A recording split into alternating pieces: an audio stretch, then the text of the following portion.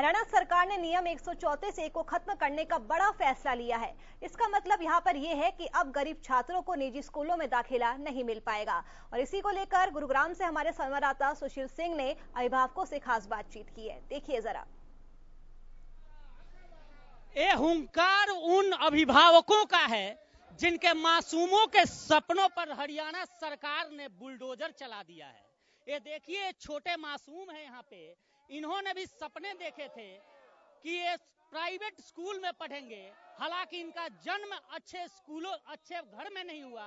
अच्छे घर का मतलब ये कि ये साइबर सिटी या डीएलएफ जैसे बड़े मकानों में पैदा नहीं हुए, लेकिन कहीं ना कहीं इनकी मंशा थी और इच्छा थी कि सरकार की जो नियम है 134 है, उसके तहत इस बच्ची का भी एडमिशन किसी न किसी बड़े डीपीएस और बड़े स्कूल में हो सकता था। और यह नियम भी था, 2003 से यह नियम चल रहा था। लेकिन इसके बाद अब हरियाणा सरकार ने एक नया शिगुफा छोड़ा और जल्द से जल्द 134 को खत्म कर दिया। आप जरा देखिए, वीडियो जर्नलिस्ट सूरज हैं, जरा एक एक तस्वीर दिखाइए।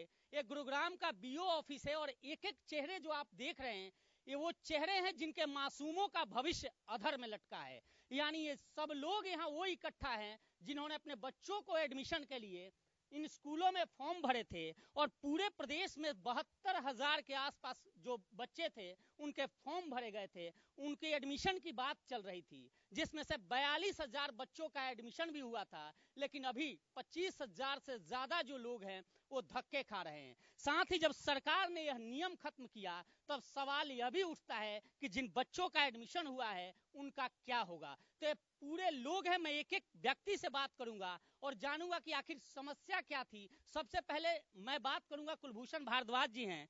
अमूमन आपने वीडियोज में बहुत सारे देखे होंगे, जब गुरुग्राम में इस तरह का प्रोटेस्ट 134 के एडमिशन का होता था तो सबसे अग्रणी चेहरा इनका होता था।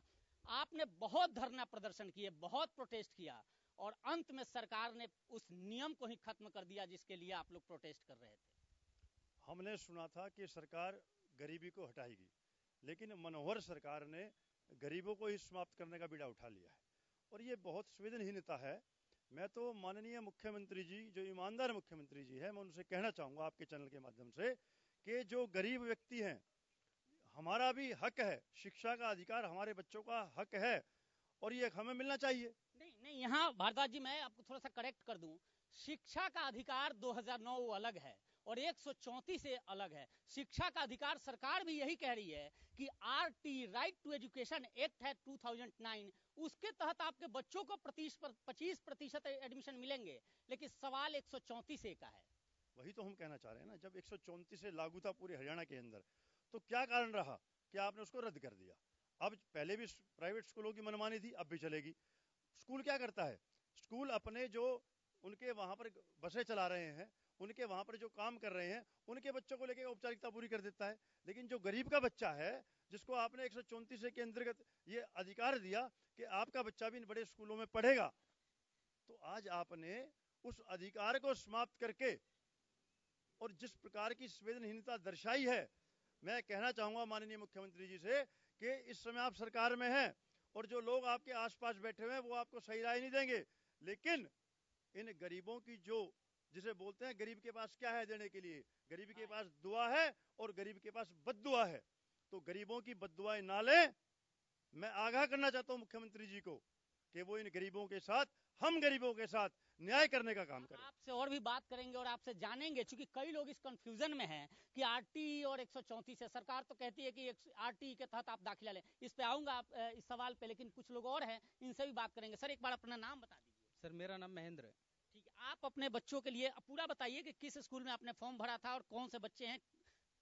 मेरे बच्ची का नाम अनन्या है, 5th क्लास में है और अजंता पब्लिक स्कूल सेक्टर 31 में अलॉट हुआ है उसका स्कूल। और पिछले 3 महीने से हम स्कूल के भी चक्कर काट रहे हैं और सारे सरकारी ऑफिसों के चक्कर काट रहे हैं। और कल हमें ये पता चला कि सरकार द्वारा ये नियम ही रद्द कर दिया गया है कि 134A में अब कोई भी बच्चा दाखिला उसका नहीं लिया जाएगा। मैं आपके माध्यम से सरकार से सिर्फ इतना पूछना चाहता हूँ कि जब ये नियम बनाने में आपकी कोई सामर्थ्य नहीं थी, कोई शक्ति नहीं थी, ये नियम आपका बनाया हुआ नहीं था, तो ये नियम हटाने का आपको अधिकार किसने दिया? नहीं, लेकिन महेंद्र जी एक सवाल और मैं आपसे लूंगा कि आप जानते हैं कि इसमें दाखिला की प्रक्रिया के लिए क्या कुछ होता है, कितना आपका इनकम होना चाहिए, किस श्रेणी में आप आने चाहिए? बिल्कुल बिल्कुल, सारी जो भी हैं दाखिले के हैं वो सारे डॉक्यूमेंट्स में लिखे हुए हैं और वो सारे प्रूफ हो चुके हैं। जहां आप खड़े हो बीओ ऑफिस में जांच हो चुकी है, एसडीएम लेवल तक जांच हो चुकी है, कई बार जांचें करवाई हैं, कई फॉर्म फेल भी हुए हैं, वो बच्चे हट भी गए हैं, फिर भी अभी कई हजार एडमिशन बाकी हैं उनके, और उनके ऊपर कोई कार्रवाई नहीं। मैं सिर्फ सरकार से इतना चाहता हूँ, क्या सोचा आपने, क्या सोच के नियम हटा दिया? गरीबों से कोई दुश्मनी है आपकी? गरीब के बच्चे आपको बिल्कुल भाते सरकार नहीं है। से सीधा सवाल है। और देखिए गरीब मेरा आपका मेरी ध्यान- मंशा भी यही ध्यान थी कि देगा। आपसे जाने कि क्या वास्तव में आप एलिजिबल थे या नहीं थे एडमिशन? एलिजिबल क्यों नहीं होंगे? जब हम एलिजिबल नहीं होंगे तो हम फ्रंट ऑफ व्यू में आएंगे कैसे आपके सामने? हम है एलिजिबल जब भी तो आपके सामने खड़े हैं सीना तान के। आप करवा लीजिए आज जांच हमारी, अभी करवा लीजिए। बिल्कुल, और भी लोग हैं। गौतम जी, बहुत जिंदाबाद मुर्दाबाद आपने किया, सरकार ने तो बिल्कुल पानी फेर दिया। बिल्कुल जी, सरकार के इस निकम्मेपन से हम खुद हैरान हैं। और सरकार के जो भी हमारे मुख्यमंत्री, उनके बच्चे तो है नहीं, उन्हें क्या पता बच्चों का दर्द क्या होता है। हमारे बच्चों से पूछो, हमारे बच्चे घर जाते ही पूछते हैं, पापा हमारा तो रिजल्ट भी नहीं आया, हमारा जो रिजल्ट आया था जिसमें हम पास हुए तो उसमें एडमिशन नहीं हुआ, हम कहाँ जाएं बताओ। और भी पीछे लोग हैं सर, जरा आगे आ जाओ, आप अब बात करने में आसानी होगी। नाम बता दीजिए एक बार। मेरा नाम मुकेश कुमार है। मुकेश जी, कहाँ बच्चे थे आपके और किस? मेरी बेटी का डीएवी सेक्टर 14 के अंदर आया हुआ है, तो अभी तक उन्होंने एडमिशन नहीं लिया, मना कर दिया। आज तो उन्होंने साफ ही मना कर दिया है कि अब तो नियम ही खत्म हो गया, हो एडमिशन गया कैसे है, लोगे? आप चले जाओ, नहीं होगा। बिल्कुल, और भी कुछ लोग हैं सर। महेश कुमार है। बिल्कुल। मेरी लड़की का एडमिशन हम पब्लिक स्कूल सेक्टर 4 में हुआ, किस किस क्लास में? 6th क्लास में। अच्छा, ये पहली बार या इससे पहले कहीं कराया? पहली बार अच्छा। पहले सरकारी स्कूल में पढ़ती थी लड़की। उन्होंने बोला हम सरकार के नियम के तौर पर एडमिशन नहीं लेंगे, वैसे आप एडमिशन दे दो। वैसे भी नहीं ले रहे, कैसे नहीं ले रहे, परंतु सरकार ने कल उम्मीदों पर पानी फेर दिया हमारी। बिल्कुल, एक एक लोगों से बात करने के पीछे यही मंशा है कि दिखाएं कि ये रियलिटी है और ये सच्ची तस्वीर है। जी, नाम बता दीजिए एक जी बार। राजेश कुमार। क्या था, कहाँ के एडमिशन था आपका? सर गुरुग्राम में सेक्टर 10A का है। अच्छा। और एक 10 स्कूल का नाम बताइए। स्कूल है यूरो इंटरनेशनल पब्लिक स्कूल। सरकार जो है ना ये बात करती है, स्कूल ने क्या कहा? स्कूल ने कहा कि जब क्या नाम है एडमिशन सब लेंगे स्कूल वाले तब हम लेंगे, ठीक है। और दूसरे स्कूल में जाओ वो कहते हैं कि भाई सब लेंगे तब हम लेते हैं। सरकार ये बात अब क्या करेंगे आप?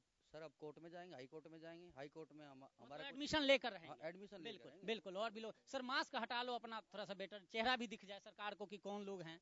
नाम बता दीजिए। सर विजयपाल। सर मेरे बच्चे का एडमिशन जो है अलॉटेड स्कूल हुआ था, blue belt sector 10A Gurgaon का हुआ था। और किस क्लास में? सर 7th क्लास में हुआ था, मेरी लड़की है। और स्कूल में जाने पे हमने स्कूल ने हमें बोला कि हमने कोर्ट से जो है स्टे ली हुई है और 28 फरवरी के बाद ही जो आपकी जो एडमिशन प्रक्रिया वो उसके बाद ही होगी। आपके भी बच्चे हैं सर? भी हमारी चली गई बट हमारा एडमिशन नहीं हुआ आज तक भी ना अब सर। तो 1 अप्रैल शुरू हो रहा है सर। जी मेरा उपदेश है जी, मेरी लड़की है, उसको 6th क्लास में होता है यूरो इंटरनेशनल स्कूल सेक्टर 10 में। तो स्कूल वाले से डॉक्यूमेंट्स वगैरह मांगे, हमने सब कुछ दे दिए, छानबीन हो गई, सब कुछ हो गया। लेकिन क्वालिफाई भी की थी पेपर? 70% नंबर है सर बच्चे के, उसके बाद उसका एडमिशन नहीं हुआ सर। बिल्कुल, एडमिशन आप लोग? जी मेरा नाम विजय है और ब्लू बेल्स स्कूल में जो सेक्टर 10 में स्कूल में उसमें मेरी बिटिया का सेक्टर वो 3rd क्लास में एडमिशन हुआ था, लॉट हुआ था। उसके 95% आए थे उसके।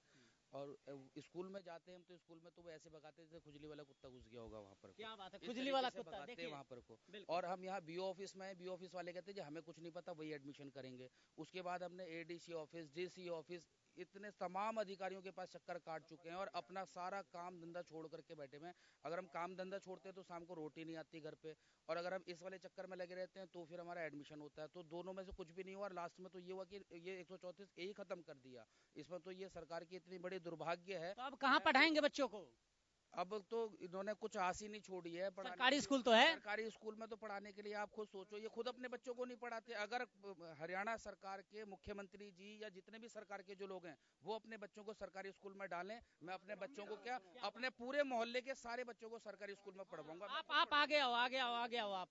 अब सरकारी स्कूल में जाओगे बच्चों को लेकर, क्या है आपका? स्कूल में अगर जितने भी मंत्री हैं अगर उनके बच्चे पढ़ेंगे तो मैं गारंटी लेता हूँ सारे बच्चों के बच्चे भी वहीं पढ़ेंगे। हमें तो मंत्री से मिलने गए तो हमें पुलिस वालों ने पकड़ के ले गए, 9 बजे तक मिलने नहीं देते। ये किस लिए मंत्री, हमारे मंत्री बनाया और हम ही पकड़ के ले जाते थाने में। ये बिल्कुल, देखिए कितनी बड़ी बात है कि मंत्री हमारी वोट से बने हैं ना ये, और हम ही पकड़ के पुलिस में बंद कर देते हैं, 9 बजे छोड़ते हैं हमें।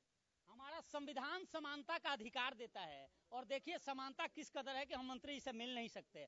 सर जी बताइए। मेरी बेटी का सिलेक्शन हुआ था साल भर। आपकी बेटी है? नहीं, एक बड़ी वाली लड़की है मेरी। उसका सिलेक्शन हुआ था सेक्टर 15 में, सालवन पब्लिक स्कूल में, लेकिन वहाँ पर किसी ने एडमिशन नहीं लिया। किसी ने एडमिशन नहीं लिया। सर आपके साथ भी यही सेम? जी, मेरे बच्चे का रोटरी पब्लिक स्कूल जो सेक्टर 23 में है वहाँ पे हुआ था, लेकिन अभी तक भी एडमिशन नहीं हो पा रहा है। और हमने अब तो होगा ही नहीं। अब उसके बाद हमने सभी जगह चक्कर भी काटे, और लेकिन अब रिजल्ट फाइनल में ये आया है कि नियम ही खत्म कर दिया। अब इसके बाद हम क्या करें? अब तो कुछ बाबा आ जाओ आगे। आप क्या कहोगे आप सरकार को? क्या कहेंगे, सरकार वोट ले लेती है, कानून बनाती है, कानून पर रुकती सरकार नहीं। ने तो सरकारी स्कूल खोल रखे हैं, मॉडल संस्कृति स्कूल खोल रखे हैं, कहती है कि उसमें पढ़ाओ अपने बच्चों को। उसमें कैसे पढ़ाएं? जब सरकार ने रूल बनाया 134A का, तो उसके तहत हम एडमिशन चाहते थे, उसको कैंसिल कर रहे हैं। क्यों बनाया था? कैंसिल कर रहे हैं। कुछ और भी लोग हैं। सर आगे आ जाओ, एक एक चेहरा कम से कम तो दिखे। सूरज जी जरा दिखाइए एक एक तस्वीर को। आप भी, आपके बच्चे का अब क्या करोगे सर आप लोग? सर जो उम्मीद थी जो सरकार ने तो उसमें पानी फेर दिया है। बट मेरी लड़की रोटरी पब्लिक स्कूल में थी सेक्टर 22 में, और 5th क्लास में उसका एडमिशन था। आज मैं वहाँ पर गया तो उन लोगों ने ये बोल दिया कि बोला भाई अब तो ये नियम रद्द हो गया है, तो लड़की ना तो आगे पढ़ सकती है, ना हम कहीं और स्कूल में एडमिशन करा सकते हैं, क्योंकि उन लोगों ने हमारे से वहाँ पर कंटिन्यू, लड़की वहीं पर पढ़ रही थी, नाम हमारे वहीं पर था, उसका कंटिन्यू करवा दिया था। ठीक है, अब वो लोग कह रहे कि अब यहाँ पर एडमिशन नहीं होगा। ना हमारे पास ना नौकरी छोड़ी, ना शिक्षा छोड़ी, दोनों जगह से बर्बाद कर दिया। बिल्कुल, ना नौकरी छोड़ी ना शिक्षा छोड़ी। एक सवाल आपसे और ले लेते हैं हम, अब क्या होगा? इतने लोग हैं इनका। मैंने आपसे कहा ना कि गरीब का मालिक हमेशा भगवान रहा है, और मैं हमेशा एक बात कहता हूँ कि अमीर की अमीरी की अकड़ तब तक है जब तक गरीब की नजर उस पर है। ये सरकार तब तक ही है जब तक इन गरीबों की दुआएं उस सरकार के साथ है। इस सरकार का पतन निश्चित होगा, और मैं आपके चैनल के माध्यम से कहता हूँ कि जो गरीब की हाय है, जिस प्रकार से गरीब को इन्होंने सड़कों पे रुलाया। चलिए फिलहाल के लिए इतना ही। देखते रहिए हरियाणा न्यूज़। नमस्कार।